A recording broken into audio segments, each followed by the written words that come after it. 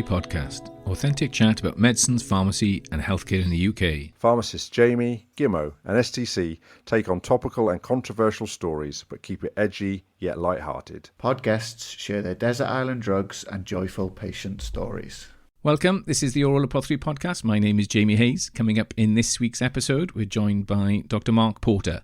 Mark is a GP and an award-winning journalist. We'll hear from Mark in a moment as he shares his desert island drug, a career anthem, and recommends a book for the Oral Apothecary Library. This week's difference is it's the afternoon, and so rather than our pub-based CPD, this week's episode has got more of an afternoon tea feel to proceedings. And just for the record, I'm drinking my tea out of a very attractive limited edition Oral Apothecary Podcast mug.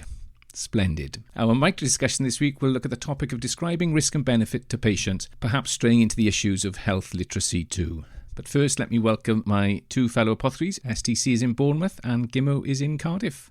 Welcome both. What have you been up to? Yeah, so Jasper had an x-ray and he was also prescribed something called Librela, which it turns out is a brand new drug, only licensed in April for animals, because being a pharmacist I looked it up. And the active ingredient is something called Bedinvetmab, which it turns out is a monoclonal antibody and something called a nerve growth factor inhibitor, which is somehow supposed to help with osteoarthritis and associated pain. So it's been marketed as an alternative to NSAIDs. So I thought I'd mention it because unless I've missed something, I'm not familiar with that. And so I guess that's something we might be seeing in humans soon. Reassuringly expensive. It was. STC, what have you been up to? Just like Stella Artois. Yeah, very good. I read the book that Jill recommended, The Crossroads Between Should and Must, and you're dead right, Jamie. I was there about 5 or 6 years ago. You were camped at the crossroads. I was. It is a great read, and as you say, it's very quick if you don't do all the self-help stuff. So that was good. And keeping with my podcast listening to others, I have started listening to something from the TED stable called Body Stuff by Dr. Jen Gunter. I think she's Canadian, although she sounds very American. And she has got 3 podcasts out at the minute, only just started, but she's debunking medical myths. And so the first one was all about why we don't have to drink 8 glasses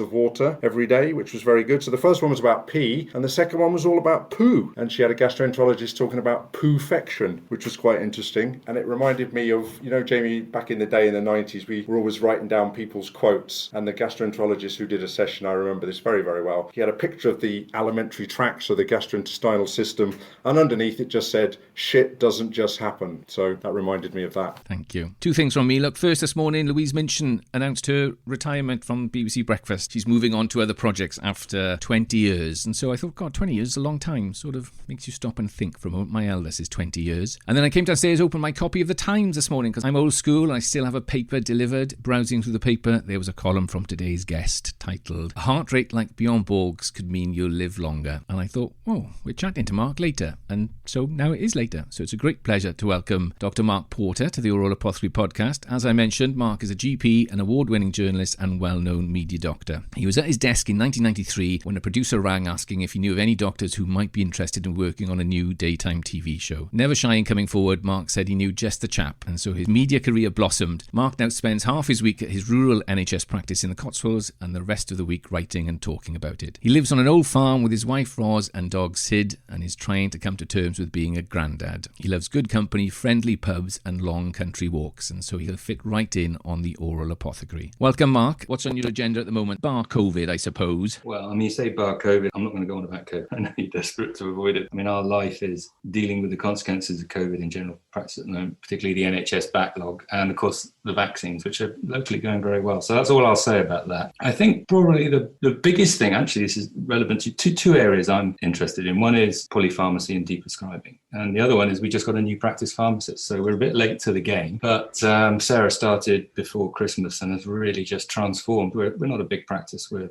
2 separate buildings with about 12,000 patients, and she's just transformed what we're doing. So much so now we now got 2 pharmacy techs coming as well. And I'm in charge of her training, which is, a morning a month. I think actually it's the other way around. She's training me, but less said about that. Transformed is a good word, isn't it?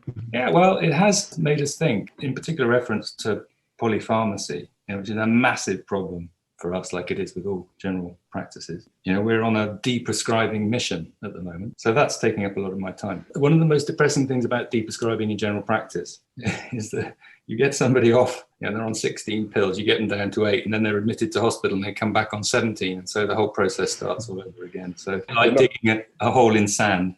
You're not wrong there, Mark, that's for sure. Having worked the other side, so I worked in medical admissions for nearly 20 years in hospitals. And in the end, I realized that the only way to try to do it properly, to stop people's medicines, was to work in primary care so that I could continually restock the things that they had restarted. And it isn't a joke, is it? I mean, I've got a guy at the minute, I'm not joking, he goes in all the time and he doesn't take his medicines. And all they do is just give him more medicines. And all I do is say, he doesn't take them, don't give him any more. It would help if the poor patients fully understood what they're on and why they're on them, because they don't understand why they've been stopped and why they've been started. I must say, Mark, I listened to your Inside Health about deprescribing and polypharmacy. I think it was about 18 months ago, wasn't it? It was really spot on. And I do some training around deprescribing with GPs and clinical pharmacists in practice. And we use some of the excerpts from that radio program, in particular, the key one about the GP saying, well, I just fear that if I stop something, the cardiologist is going to tell me off, or I'm going to feel legally that I've done the wrong thing. Is that not one of the most difficult things? And how have you overcome that, I suppose?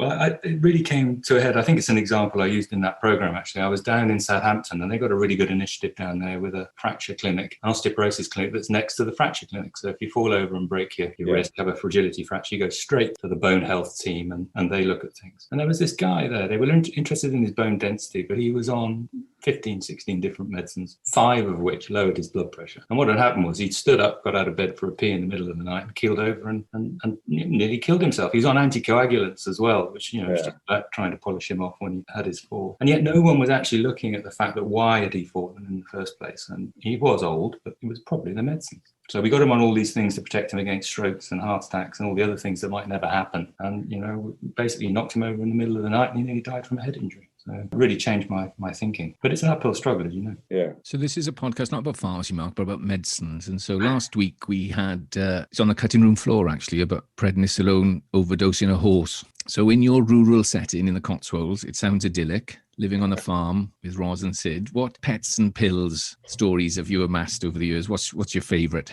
Well, I envy my veterinary colleagues. I don't want to undermine them, but they do seem to treat a lot of things with steroids and antibiotics, normally together. Got a nasty infection, they give it one injection and that fixes it. Or you watch James Herriot, who I'd be mentioning later, actually, because I actually started my career wanting to be a vet. So I think the nicest thing about vets and their medicines is that, well, certainly my patients around here, the vets are better clinicians than we are.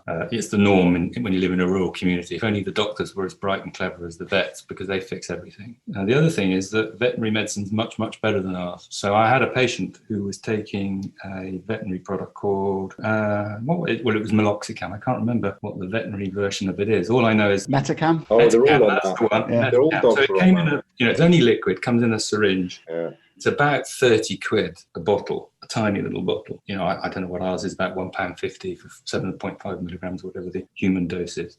But my patient was actually taking the veterinary one because it worked much better than anything I'd ever prescribed. So.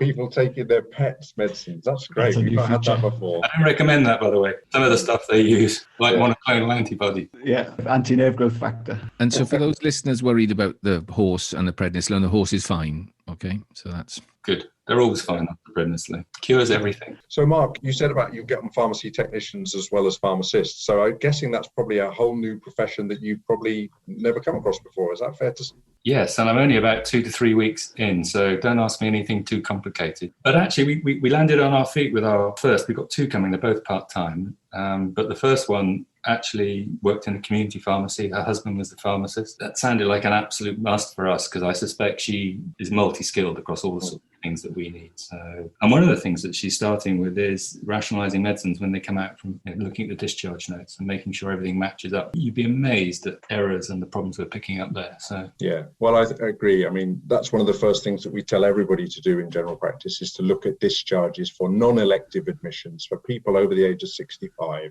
Start somewhere. You can't do everything, and the GPs, they love it because it's already done, if you like, when you come to the letter. But then if necessary, we've spoken to the patient as well and set them up for any blood tests. So it's definitely a win-win-win situation there. But therein lies a problem. You mentioned the letter. At the moment, we're often not getting discharge summaries for 6 weeks after patients are coming. I rang somebody on Friday to speak to the wife. And the husband came on the phone and said, "Oh, hello, Dr. Porter." He said, "You heard about my heart attack. This is a patient of mine I know very well who's been in hospital following an MI, being really quite poorly, discharged, and I didn't even know." So it's very hard to keep track when it's like that. And we've talked about this before, and is that we can do podcasts via Zoom and we can do all the virtual consultations and that, but we still wait in 6 weeks for a letter. And I don't know if you're still using them, Mark. We're still using fax machines, and it just seems bizarre that we can't sort that out. We're banned from faxes, and of course we do use emails. We still have hard copy coming through that is scanned onto our system that I then read and then file as a scan letter in a paperless practice. And we're pretty on it. It's bizarre. I know we've mentioned it a few times, but it is the failure demand. When I've got a room full of GPs in front of me and I ask them, you're on the end of failure demand if you are chasing things, if you're progress chasing. And so when I ask them, how much of your time do you set aside to progress chase, to chase stuff from secondary care often, they're saying a session a week sometimes, 3, and they're calling it admin, but in a decent system, it wouldn't be there. Well, the other problem with, I know you don't want to talk about COVID, but it just got worse,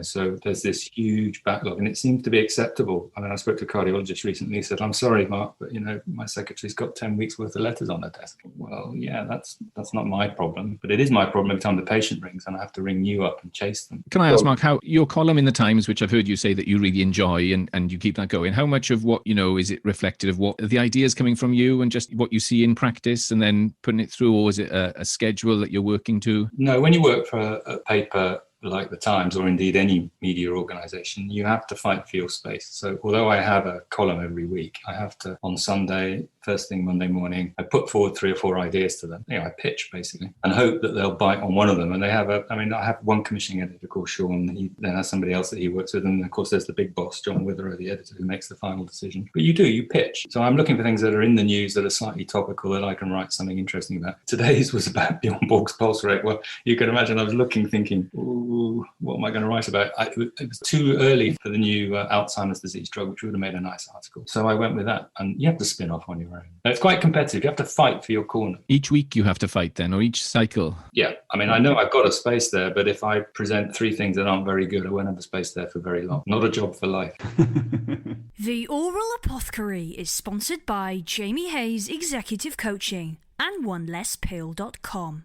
So, Mark, I don't know if you managed to listen to any of the previous episodes of the Oral Apothecary, but we like to think that the guests, as Jamie says, brings the class to the Oral Apothecary. And we have these 3 things that we like to ask every guest. So I know you've been prepped for this. So the first thing we like to ask people for is a desert island drug. And it's not something to save you on an island, but something that evokes a very powerful memory for you throughout your career. So what would you like to offer the Oral Apothecary as your desert island drug? Well, I had the rug pulled out from underneath me by Rachel Elliott because I had propofol lined up, magic milk. I used to be an anaesthetist when I worked in hospital, but she did such a good job, I wouldn't dream of going there again. So I like to choose 2, and I like to start with salbutamol. Back in the day, I had asthma as a child. I was born in 62. I think salbutamol came along in 70, 71, 72, something like that when I was around 10. And I can't tell you personally what a massive difference that drug made. We had theophylline before then. I can't remember being ever given them. I think when I used to have an asthma attack, I was given an antibiotic, amoxicillin, I expect. Alupent syrup, did you ever get given that? Yeah. I had one in Spain and was given injections of antibiotics because they obviously work better for asthma. But along came Ventolin. I remember the first time I used an inhaler, and many people with asthma will relate to this. It just was incredible. And it's actually got an interesting drug because it's really come back full cycle for us in general practice. Obviously, it's a drug it's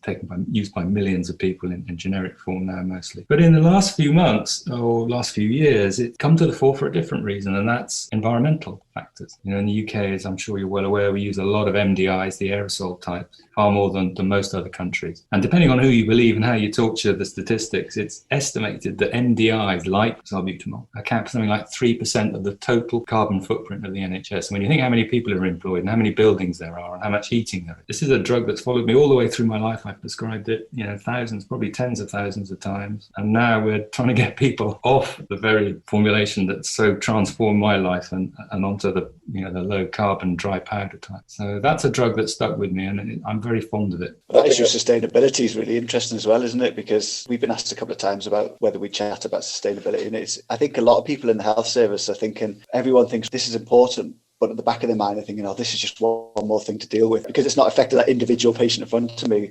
I'm not sure I've got the time to do it. Well, exactly. And swapping their inhalers is a perfect example. It's a great thing to do nationally. If we could save 3% of the NHS carbon footprint by getting people to use dry powder or whatever. But actually, if you change someone's inhaler, as you well know, and you get it wrong, that's scary. They lose control. They don't understand